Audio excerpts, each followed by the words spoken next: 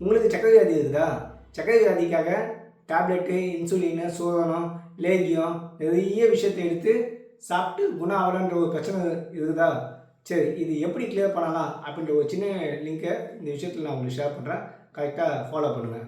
First சர்க்கரை வியாதி குணம் ஆகணுன்னாக்கா உணவில் வந்து ப்ரோட்டீன், அவங்களோட பாடிக்கு ஏற்ற மாதிரியான வெயிட்டுக்கு ப்ரோட்டீன் கம்பல்சரி முக்கியம். 8 மணி நேரம் நல்லா தூங்கணும். செகண்ட் வந்து ஏதாவது ஒரு ஃபிசிக்கல் ஆக்டிவிட்டி இருக்கணும்.